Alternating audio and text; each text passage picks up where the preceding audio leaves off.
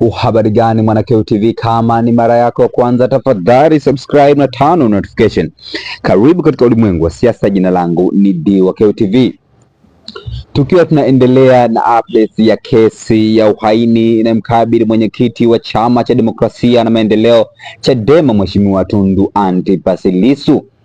Lakini cha kushangaza ni kwamba mpaka sasa mawakili wa serikali hawajaonekana, yani hawajarudi tena mahakamani, na kesi ilihairishwa kwa muda takriban lisali moja kwa ajili ya mahakama kufanya maamuzi kama je, notice mpya itatolewa au itakataliwa. Kulikuwa bado kuna majadiliano, lakini cha kushangaza ni kwamba mawakili wa serikali hawajarudi tena kwa ajili ya kuendelea na kesi hiyo ya uhaini ambayo inamkabili mwenyekiti wa Chama cha Demokrasia na Maendeleo Chadema. Barabara kabisa napata updates kutoka mahakamani kwa mwanasiasa na mwanaharakati kutoka nchini Tanzania, Hilda Newton, anasema #updates kesi ya uhaini kutoka Mahakama Kuu ya Tanzania, masjala ndogo ya Dar es Salaam. Muda huu ni saa 6 na dakika 17. Kesi ya mchongo ya uhaini dhidi ya Mheshimiwa Tundu Antipas Lissu haijaanza na mawakili wa serikali hawaonekani. Tetesi kutoka kwa msiri wetu zinasema wamepigiwa simu hawapokei na wengine wamezima simu. Mawakili wa serikali wamechimba majaji na mahakama imeachwa solemba. Haya mambo yanashangaza kabisa. Jamhuri kama hii kesi imewashinda, waondoke au wakae na Lissu gerezani bila kesi kuendelea. Tujue moja, maana hapo awali leo walisema wanahitaji risali moja kutafakari. Muda huu yamepita masaa mawili, hawaonekani na hawajulikani walipo.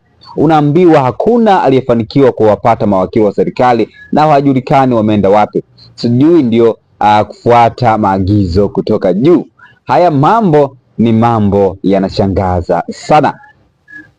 Hayo ni maoni ambayo au ni updates ambazo ametupa mwanaharakati maarufu kutoka nchini Tanzania, Hilda Newton, kutoka Mahakama Kuu ya Tanzania, masjala ndogo ya Dar es Salaam. Maoni yamekuwa ni mengi kweli katika mtandao au Facebook. Hapa wa kwanza anaitwa Amos Ngenza, anasema once more told them, lakini Lamek anasema unprofessionalism, lakini Lama anasema akili hawana uwezo wa kutafakari, unawatoa wapi? Lakini Valeria anasema sema kimeumana, lakini Mpuya anasema sawa, ngoja tuvumilie, wengine wanachapa vibarua ili mnadi tupate pesa za bando.